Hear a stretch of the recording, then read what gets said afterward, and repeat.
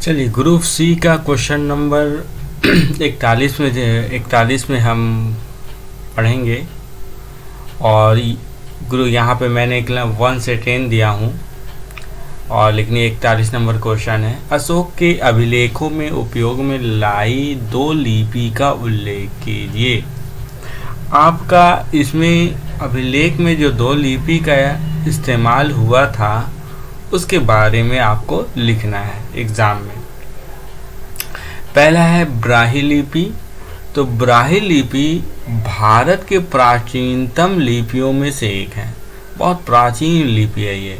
इसके प्रयोग के प्राचीन उदाहरण अशोक के अभिलेखों के रूप में उपलब्ध है। अशोक के जो अभिलेख में इस लिपि का वर्णन मिलता है। यह बाएं से दाएं लिखी जाती थी। ये जो लिपि थी वो बाएं से दाएं लिखी जाती थी। ठीक है, ये ब्राह्मी लिपि के बारे में आपको लिखना है। नेक्स्ट में आते हैं आपका खरोष्टी लिपि में, जिसमें आपका दिया हुआ सिंधु घाटी की चित्रलिपि को छोड़कर खरोष्टी भारत की 2 प्राचीनतम लिपियों में से एक है। यह दाएं से बाएं को लिखी जाती है। सम्राट अशोक ने शाहबाजगढ़ी और मनसेहरा के अभिलेख खरोष्टी लिपि में ही दिखवाए। इसके प्रचलन की देश और कालपरक सीमाएं ब्राह्मी की अपेक्षा संकुचित रही और बिना किसी प्रतिनिधि लिपि को जन्म दिए ही देश से इसका लोप भी हो गया। ब्राह्मी जैसी दूसरी परिष्कृत लिपि की विद्यमानता अथवा देश के बाएं से दाहिने लिखना स्वाभाविक प्रवृत्ति की संभवतः इस लिपि के विलुप्त होने का कारण हो रहा है। ठीक है, हम खरोष्टी लिपि के बारे में आपको एग्जाम में ये 2 लिखना है। ठीक है, तो आप ब्राह्मी लिपि या खरोष्टी, देखिए क्वेश्चन में जो आपका दिया हुआ है तो आपको ऐसे भी आप लिख सकते थे कि 2 लिपि लिख दिए, तो इसमें आपको कुछ डिटेल्स बताना है। याद रखें कि वेरी शॉर्ट क्वेश्चन में आपका 2 मार्क्स मिलेगी। जब तक नहीं आप 30 शब्दों 40 शब्दों में आंसर नहीं देंगे आपको फुल मार्क्स मिलना मुश्किल है, इसलिए उसको डिटेल्स देना। मैंने इस डिटेल्स को पूरे इस क्वेश्चन में लिखा हूँ और समझाने का प्रयास किया हूँ। आप लोग स्टूडेंट अच्छे से इस लिपि को रटने की नहीं बल्कि समझने की कोशिश कीजिएगा। समझा हुआ चीज़ को बड़े आसानी से आप लिख सकते हैं, रटा हुआ चीज़ को इंसान भूल जाता है। इसलिए कोशिश करेंगे आप लोग कि इस क्वेश्चन का आंसर को अच्छे ढंग से समझेंगे और उसके बाद अपनी भाषा में कोशिश करेंगे इनका जवाब देने के लिए। आप कुछ भी इसमें लिख सकते हैं। देखिए बहुत ऐसे अल्फाज हैं जो प्राचीन है, तो आप अपने अल्फाज को उसमें उसमें तो कुछ ऐसा ना प्राचीनतम है तो आप नवीनतम लिखेंगे, ऐसा नहीं है। तो वहाँ पे आपको सुचारू रूप से आपको जो प्रचलित भाषा में आप बोलते हैं जो पुरानी लिपियों में से एक है तो आप वो इस्तेमाल कर सकते हैं। सम्राट महाराजा का भी इस्तेमाल कर सकते हैं। तो उस तरह से आपका समझ की जो शक्ति है उसको आपको बताने की कोशिश करेंगे। चलिए हम नेक्स्ट क्वेश्चन की तरफ बढ़ते हैं। 2 नंबर में स्तूप का संबंध किस धर्म से है? स्तूप का संबंध किस धर्म से है? देखिए अगर आप चाहें तो ऐसे भी लिख सकते हैं स्तूप का संबंध बौद्ध धर्म से, हो गया आंसर। लेकिन आप ये मत भूलिए कि आपको 2 मार्क्स मिलना है। 2 मार्क्स के लिए आपको कम से कम 30 शब्दों में आंसर देना ही होगा। अगर आप नहीं देते तो मार्क्स आपके हिसाब से नहीं मिलेगी। इसलिए और जो एग्ज़ाम के कॉपी से चेक करेंगे और वो देखने से भी पता चलेगा कि आप कितने अच्छे ढंग से पढ़ के आए हैं, आपने कैसा पढ़ा है, उस चीज़ को भी समझने का मौका मिलेगा और समझाने का आपका मौका मिलेगा। देखिए स्तूप असल में संस्कृत की पाली से लिया गया है, संस्कृत और पाली से लिया गया है, जिसका शाब्दिक अर्थ होता है ढेर, होता है बहुत सारा। ढेर का मतलब बहुत सारा। एक गोल टीले के आकार की संरचना है, माने एक गोल टीला ऐसा आकार है वो बना हुआ, वैसा आकार का एक टीला है। उसी को हम कहते हैं, जिसका प्रयोग पवित्र बौद्ध अवशेषों को रखने के लिए किया जाता था। जिसका प्रयोग पवित्र बौद्ध के अवशेषों को रखने के लिए किया जाता था। ठीक है, माना जाता है कभी यह बौद्ध की प्रार्थना स्थल होते थे। लोग का मानना है कि वहाँ पे अपने पूजा करने की वो जगह थी, लोग वहाँ जा कर के उसको पूजा करते थे, है ना, प्रे करते थे, मांगते थे। तो ये उनका स्तूप का ये चीज था। स्तूप का संबंध बौद्ध धर्म से था। तब अब उसके बाद हम बताएंगे स्तूप का संबंध बौद्ध धर्म से था। इस तरह से आप आंसर को लिखेंगे। मैंने आपको समझा भी दिया हूँ और उम्मीद है कि स्टूडेंट आप लोग बहुत अच्छे तरीके से समझ रहे होंगे और आप उनको थोड़ा सा ध्यान से इसको 2-3 बार पढ़ेंगे तो इंशाल्लाह बहुत अच्छा और बेहतर तैयारी होगी और बहुत अच्छे से तैयारी हो और आपकी कामयाबी कदम चूमेगा। नेक्स्ट क्वेश्चन चलते हैं। दीने इलाही का संबंध किससे था? आपको हम बता रहे हैं कि आपको थोड़ा डिटेल्स में लेके जा रहे हैं और आपको डिटेल्स लिखेंगे तो आप फायदे में रहेंगे, इंशाल्लाह बहुत फायदा होगा। चलिए हम आगे बढ़ते हैं। दीने इलाही 1852 ईस्वी में मुगल सम्राट अकबर द्वारा एक समरूप धर्म था। देखिए क्या है कि दीने इलाही को मुगल बादशाह ने कई धर्मों को मिलाकर, कई धर्मों का मूल तत्व को उसके क्या किया कि अच्छे विचारों को एक समूह बना करके एक बनाया था। तो दीन इलाही 1582 ईस्वी में मुगल सम्राट अकबर द्वारा एक समरूप धर्म था, मिला हुआ धर्म था, जो सभी धर्मों का मूल तत्वों को डाला था। इसमें प्रमुख हिंदू एवं इस्लाम धर्म थे। इसके अलावा पारसी, जैन एवं ईसाई धर्म के मूल विचारों को भी सम्मिलित किया, उनके ख्यालात को भी इसमें डाला गया। दीन इलाही का संबंध अकबर है ना, यहाँ पे अकबर से है, लिख सकते हैं। दीन इलाही का संबंध अकबर से था। ठीक है, तो ये दीन इलाही का संबंध किससे था? मैंने क्वेश्चन को बड़े अच्छे ढंग से समझा चुका हूँ। उम्मीद है कि आप लोग समझ भी रहे होंगे और ये उम्मीद है कि मेरे साथ अगर उसको 1-2 बार देख लेंगे तो उम्मीद है कि आपको अच्छी तरीके से याद हो जाएगी। ठीक है, चलिए आगे बढ़ने से हम ये पहले हम बता देते कि इस चैनल्स में जुड़े रहिएगा आप लोग, ताकि इसमें हम सारे इतिहास का सारा क्वेश्चन, चाहे वो ऑब्जेक्टिव हो या सब्जेक्टिव हो या वेरी शॉर्ट हो, तो मैं तमाम क्वेश्चन को इसमें समझाता रहूँगा। ठीक है, नेक्स्ट क्वेश्चन हम देखते हैं, अकबरनामा का लेखक कौन थे? तो देखिए अकबरनामा का लेखक कौन थे, इस क्वेश्चन को समझाने से पहले आपको ये बता देता हूँ कि आप लोग, मैंने इस क्वेश्चन का आंसर का PDF भी बना दिया हूँ। आप डिस्क्रिप्शन में जा कर के इसे डाउनलोड भी कर सकते हैं। मैंने डाउनलोड करने के लिए आप जब क्लिक करेंगे तो ये डाउनलोड तो हो जाएगा, लेकिन इसमें कुछ पासवर्ड मांगे हैं। 6 अंकों का पासवर्ड है। ठीक है, तो 6 अंकों का पासवर्ड है। मैं वीडियो में आपको 6 अंक का पासवर्ड बता दूंगा, आप वो पासवर्ड डाल के खोल सकते हैं। तो हम बता रहे हैं आपका वो पहला 2 अंक 1-2 है। ठीक है, 1-2 है। चलिए हम अब क्वेश्चन की तरफ चलते हैं। अकबरनामा के लेखक कौन थे? देखिए हम बार बार कह रहे हैं कि आप ऐसा ना करें कि अकबरनामा के लेखक कौन थे, आप खाली आंसर में लिख दिया अबू फजल, लेकिन आप थोड़े से गहन अध्ययन करके, थोड़ी सी मेहनत करके आप अंक ज़्यादा ला सकते हैं। इसलिए मैंने जो बताया हूँ उस क्वेश्चन पे थोड़ा गौर कीजिए या समझने की कोशिश कीजिए, तो आपका बहुत बेहतर होगा और रैंक बहुत अच्छी आएगी। चलिए हम इसका आंसर बताएं। अकबरनामा का शाब्दिक अर्थ है अकबर की कहानी। अकबर की कहानी, आईने अकबरी या अकबर की जीवनी है। अकबर की ज़िंदगी के पूरे इस किताब में पूरी उसकी ज़िंदगी दी हुई है कि उसकी ज़िंदगी कैसे थी, उनका प्रशासन क्या था, मैंने तमाम बातें को उसमें लिखा हुआ। इसको आईने अकबरी भी कहते हैं, जिसके रचनाकार अबुल फजल थे। मैंने उसके लेखक थे अबुल फजल, जो कि अकबर के 9 रत्नों में से एक थे। आप लोग समझ चुके होंगे कि ये अकबरनामा का लेखक कौन था, इसका डिटेल्स हम थोड़ा संक्षिप्त में थोड़ा सा हम बताए हैं।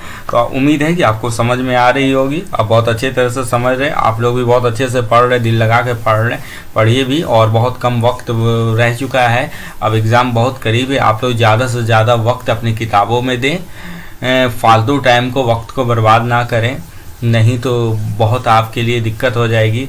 देखिए, वक्त किसी के लिए इंतज़ार नहीं करती है।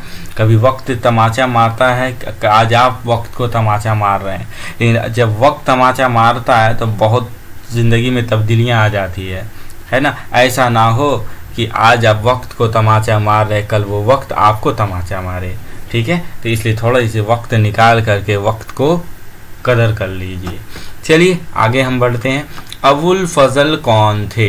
अबुल फजल कौन थे? देखिए, अबू फजल का पूरा नाम अबू फजल इब्ने मुबारक था, ठीक है। अबुल फजल इब्ने मुबारक था। इसका संबंध अरब के हिजाजी परिवार से था। इसका जन्म 14 जनवरी 1551 में हुआ था। इसके पिता का नाम शेख मुबारक था। अबुल फजल ने अकबरनामा एवं ऐने अकबरी जैसे प्रसिद्ध पुस्तक की रचना की। अबुल फजल अकबर के 9 रत्नों में से एक रत्न थे। समझ रहे हैं ना कि अब देखिए, इसमें अगर आप ध्यान से पढ़ेंगे तो एक तो लिखने में भी मजा आएगा, दूसरी बात है इससे बहुत कई ऑब्जेक्टिव क्वेश्चन आपका कंप्लीट हो रहा। अगर बाय द वे आपका क्वेश्चन पूछ दे कि अबुल फजल का पूरा नाम क्या है, तो आपको पता होनी चाहिए, ठीक है।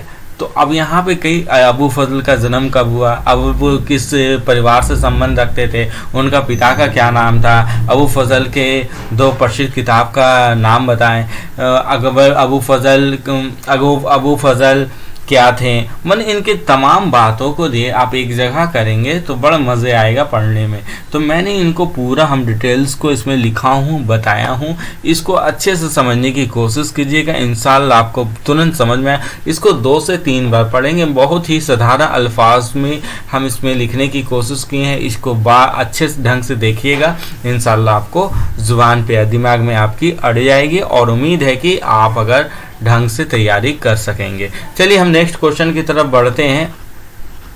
6 नंबर का क्वेश्चन है, महालवाड़ी व्यवस्था किसने लागू की? देखिए, महालवाड़ी व्यवस्था अस्थाई बंदोबस्त और रैयतवाड़ी व्यवस्था के बाद ईस्ट इंडिया कंपनी द्वारा उत्तर प्रदेश, पंजाब, मध्य प्रदेश में लागू किया गया। देखिए, ये अस्थाई रैयतवाड़ी जो व्यवस्था लागू हुई थी, इसके बाद महालवाड़ी व्यवस्था लागू हुई के बाद लागू हुई थी। ईस्ट इंडिया कंपनी द्वारा कौन कौन 3 राज्यों में लागू किया गया था। इस व्यवस्था में भूमि राजस्व बंदोबस्त कंपनी ने एक गांव को महल मन कर गांव के मुखिया का साथ किया या भू राजस्व भारत के भूभाग पर लागू किया। मतलब जो टैक्स वसूलने का काम है ना, वो गांव को भी चूसना चाह रहा था, है ना, कि गांव को भी ईस्ट इंडिया कंपनी उसको अच्छा से टैक्स करे और उसकी भरपूर टैक्स लगा करके उससे वसूला जाए। गांव के मुखिया को लमदार कहा जाता है, जिसके कारण गांव के लगान वसूलने का कर कंपनी को देना था और वो लगान वसूल के कंपनी को देना पड़ता था। गांव के महाल कहे जाने के कारण इस व्यवस्था को नाम महालवाड़ी व्यवस्था पड़ा। इस व्यवस्था की अवधारणा सर्वप्रथम हॉल्ड मैकेंजी ने 1819 ईस्वी में दिया था। आप समझ ही चुके होंगे अब तक कि महालवाड़ी किसको कहते हैं, ये कब लागू हुआ था, किसके द्वारा हुआ था। इसमें तमाम बातों को मैंने इसमें लिखा है और इसको 2-3 बार अगर अच्छे से समझ जाएंगे तो इंशाल्लाह आप लोग बहुत अच्छे से समझ रहे हैं। हमको उम्मीद है कि आप लोग बहुत अच्छे से समझ और आप लिखेंगे भी, और हम कोशिश भी करेंगे कि आपको इसके आगे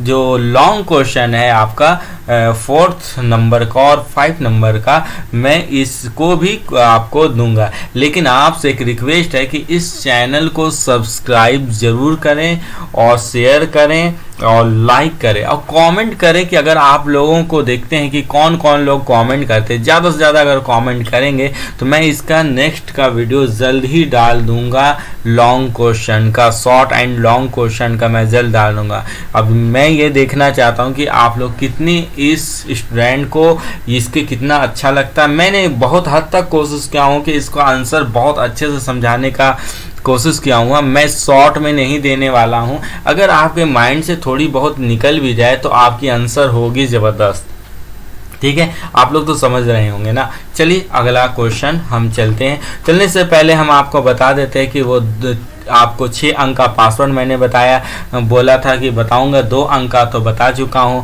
दूसरा है 18, दूसरा है आपका 18, ठीक है।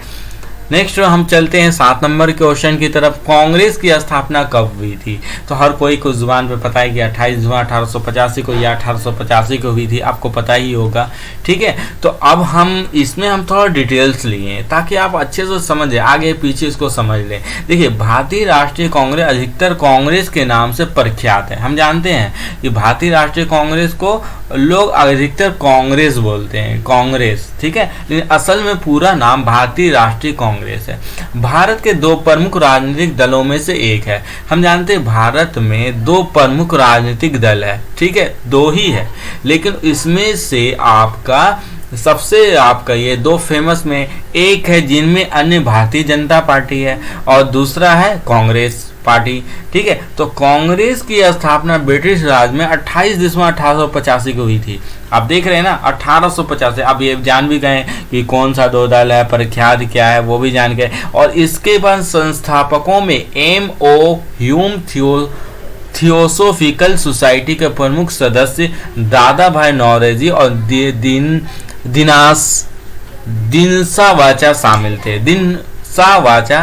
थे। देखिए, हम आपको बता रहे हैं कि आप इसमें अगर गहन अध्ययन करेंगे कि अगर ऑब्जेक्टिव इसी से रिलेटेड अगर दे दिया तो आपका ऑब्जेक्टिव भी कि इसमें साथ में तैयारी हो रही है। अब आप समझ चुके होंगे कि मैं थोड़ा सा लॉन्ग क्यों दे रहा हूं, और आपका नंबर और कॉपी, एग्जामिनर का कॉपी जांचने वाला भी कि ये लगेगा कि बच्चे परिपक्व हैं और वो अध्ययन क्षमता है उनके अंदर क्वालिटी है जो इतना आंसर आप लिख सकते हैं। तो आपके अंदर क्वालिटी आनी चाहिए, ये बताना होगा आपको बताना होगा कि मैं ये नहीं हूँ कि मैं एक लाइन में आधा लाइन में आंसर दे दूँ, लेकिन हम अपने आप को दिखाना होगा, आपको बताना होगा कि हम भी कुछ कर सकते हैं, ठीक है। तो हम कांग्रेस की स्थापना कब हुई थी इसके बारे में आपको डिटेल्स बता दिए। उम्मीद है कि आपको बहुत अच्छी तरीके से इस क्वेश्चन को समझ में आया होगा। चलिए हम नेक्स्ट क्वेश्चन की तरफ बढ़ते हैं। 8 नंबर, भारत छोड़ो आंदोलन किसने आरंभ किया?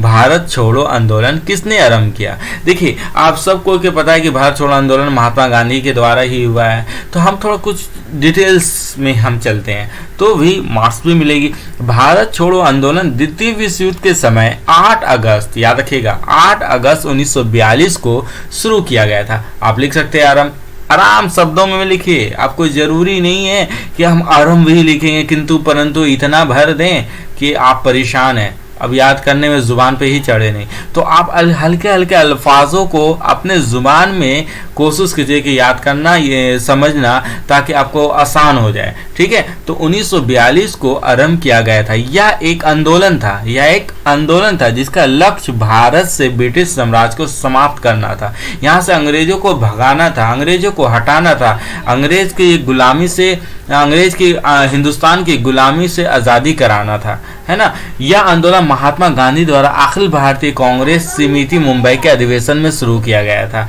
ठीक है। तो महात्मा गांधी द्वारा अखिल भारतीय कांग्रेस समिति के मुंबई अधिवेशन में शुरू किया गया था। तो अब भारत छोड़ो आंदोलन के बारे में आप समझ चुके होंगे, बहुत बेहतरीन तरीके से आप समझ चुके हैं। मैंने हर कोशिश किया है, संभव किया है कि आपको समझाने का प्रयास किया है। उम्मीद है आपको बहुत अच्छा लग रहा होगा, आप समझ भी रहे होंगे। चलिए नेक्स्ट क्वेश्चन की तरफ आगे बढ़ते हैं।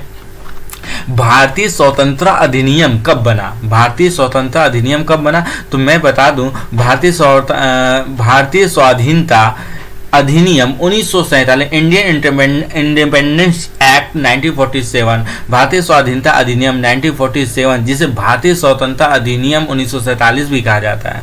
इसको भारतीय स्वतंत्रता अधिनियम 1947 में कहा जाता है। 4 जुलाई 1947 को ब्रिटिश प्रधानमंत्री क्लीमेंट रिचर्ड, नाम क्या है प्रधानमंत्री का? क्लीमेंट रिचर्ड इटली द्वारा भारतीय स्वतंत्रता अधिनियम 1947 को ब्रिटिश संसद में पेश किया, जो कि 18 जुलाई 1947 को पास हो गया। ये 18 जुलाई 1947 को पास हो गया। उसके बाद तो हमारा देश आज़ादी हो गया 15 अगस्त 1947 में। ये आपको इतनी संघर्ष के बाद हमें आज़ादी मिली है, ठीक है। आप लोग बिल्कुल समझ रहे होंगे। चलिए हम आगे बढ़ते हैं। आगे बढ़ने से हम आपको ये बता दें कि इसको अच्छे ढंग से आप इसको समझिएगा, 1-2 बार 3 बार पढ़िएगा और इसको कोशिश कीजिएगा कि आप अंदाजी इसे लिखने की कोशिश कीजिएगा। जितना आप हो सके आप समझ करके लिखने का कोशिश कीजिए। आइए हम 10वां नंबर में हम जानते हैं कि डॉक्टर अंबेडकर का जन्म कब हुआ था। ठीक है, हम देखिए आगे पीछे सब उसको लेके चल रहे हैं। अगर किसी तरह का भी दिक्कत हो तो आप उसका सॉल्यूशन कर सकते हैं। अंबेडकर का जन्म 14 अप्रैल 1891 को एक सन छावनी माहू के काली पलटन इलाके में हुआ था। ठीक है, इसके क्षेत्र को भीम जन्मभूमि भी कहा जाता है। इस क्षेत्र को भीम जन्मभूमि भी कहा जाता है। मध्य प्रदेश में डॉक्टर अंबेडकर नगर महू में स्थित भीमराव अंबेडकर का जन्म स्थलीय स्मारक भी है। ठीक है, मैंने इसमें पूरी तरीके से आपको समझाने का कोशिश की। कब पैदा आप लिख सकते हैं ऐसे, अगर आपका दिल करता है कि डॉक्टर अंबेडकर का जन्म कब हुआ, मैं लिखूं डॉक्टर अंबेडकर का जन्म 14 अप्रैल 1891 को, तो बिल्कुल लिखिए।